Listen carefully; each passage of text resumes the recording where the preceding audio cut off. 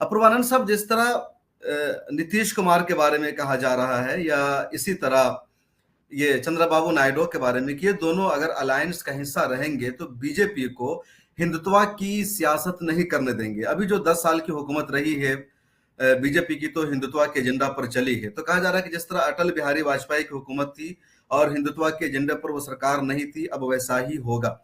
क्या लगता है आपको, इस तरह के दावा में कितनी सच्चाई है? देखिए, अलग अलग दौर हैं। अटल बिहारी वाजपेयी की सरकार एक बिल्कुल अलग दौर की सरकार थी।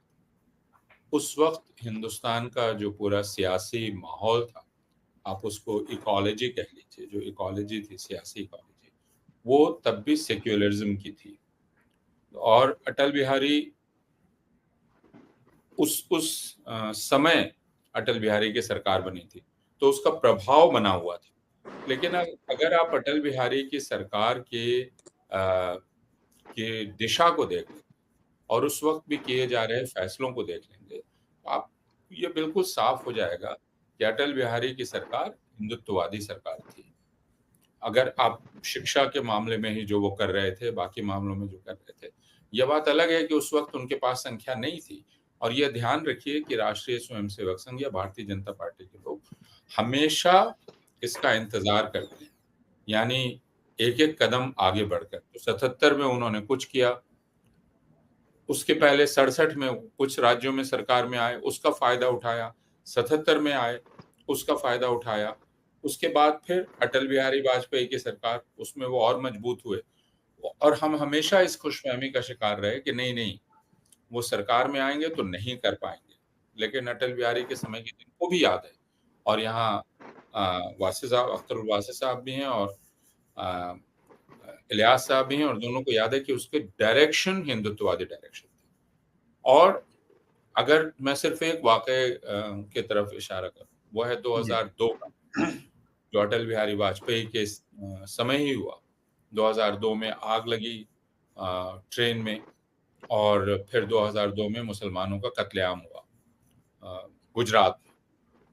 अटल बिहारी की पूरी भूमिका क्या थी उसमें? एक बार उन्होंने कमज़ोर तरीके से कहा कि राजधर्म निभाना चाहिए था। लेकिन क्या नीतीश कुमार जब आग लगी तो उन्होंने रेल मंत्री का कर्तव्य निभाया था? नहीं निभाया था। उन्होंने कोई जाँच बिठाई थी? मुझे अगर गलत याद नहीं है, तो उन्होंने ऐसा नहीं किया था। उन्होंने अपना काम नहीं किया। वो बाद में लालू यादव जब आए, तब उन्होंने जाँच बिठाई रेल मंत्री के रूप में, अगर मुझे ठीक याद है तो। तो अ, नीतीश कुमार ने अपना कर्तव्य नहीं निभाया, नीतीश कुमार ने मुँह नहीं खोला जब अ, और नीतीश कुमार ने रेल मंत्री के रूप में अपनी ज़िम्मेदारी का निर्वाह नहीं किया कि उस ट्रेन में लगी आग को बहाना बनाकर जो किया गया, दरअसल क्या हुआ था? ये पता करने। और उसके बाद अटल बिहारी वाजपेयी से जब ज़्यादा पूछा गया, तो उन्होंने क्या कहा? उन्होंने कहा, आग पहले किसने लगाई थी? तो अटल बिहारी वाजपेयी ने अंत में आकर गुजरात में मुसलमानों के साथ जो भी किया गया, उसको जस्टिफाई कर दिया। ये कह के कि आग पहले किसने लगाई थी? अब यह प्रधानमंत्री बोल रहा है, जो इस तरह के गैर ज़िम्मेदाराना बयान, यानी आग पिछले किसने लगाई थी में इशारा बहुत साफ था। बिना इन्वेस्टिगेशन के, बिना किसी जाँच के आप एक ऐसा इशारा कर रहे हैं, जिसको हर कोई समझ रहा है। आप ये कह रहे हैं कि आग पहले मुसलमानों ने लगाई थी, इसलिए मुसलमानों पर हमला हुआ, तो उसकी वजह है। अटल बिहारी ये कह रहे थे। तो मैं सिर्फ़ ये कहना चाहता हूँ कि अटल बिहारी का वक़्त और आज का वक़्त अलग है। आज जो डोमिनेंट डिस्कोर्स है, वो डोमिनेंट डिस्कोर्स मैजॉरिटेरियन है। अक्सरियत पसंदी का डोमिनेंट डिस्कोर्स। इस डिस्कोर्स में नीतीश कुमार जो उस वक़्त अपना कर्तव्य नहीं निभा पाए थे, आज वो करेंगे, ये कुछ ज़्यादा उम्मीद करना होगा। और चंद्रबाबू और हिंदुस्तान में जो हमने राजनीतिक दलों को देखा है, कि चंद्रबाबू नायडू का आज के जनाधार में मुसलमान अच्छी खासी संख्या में मौजूद हैं।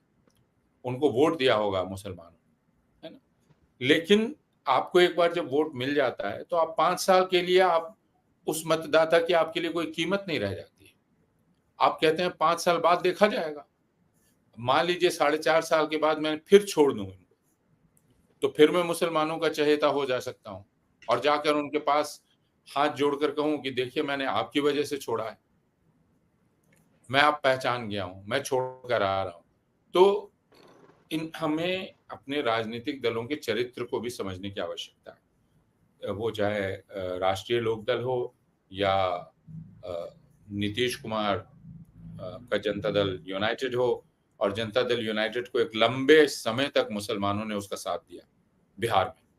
बहुत लंबे समय तक मुसलमानों ने साथ दिया उसका, और उसका यह जवाब दिया नीतीश कुमार ने कि वो एक ऐसे व्यक्ति के साथ जाके खड़े हो गए जो एक तरह से मुसलमानों को इस मुल्क से मुसलमानों को खत्म कर देना चाहता है। वो ये कह रहा है कि मुसलमानों के लिए कुछ किया ही नहीं जाना चाहिए क्योंकि वो हिंदुओं का हिस्सा लेकर किया जा रहा है। तो जब आप एक ऐसे आदमी के साथ खड़े हैं तो, और ऐसी सरकार है, तो मेरी कोई बहुत उम्मीद इनमें से किसी से नहीं है कि, क्योंकि जो हमारा अब तक का तजुर्बा रहा है भारतीय जनता पार्टी के साथ कोलैबोरेशन, आप ये सिर्फ अपनी मिनिस्ट्री लेकर खुश रहते हैं, इनकी मिनिस्ट्री है, खुश रहेंगे और उससे जो आय होगी उससे खुश रहेंगे, लेकिन जो ideological direction Bharatiya Janata party देना चाहेगी उसमें कभी भी मैंने कोई इंटरवेंशन नहीं देखा है किसी का।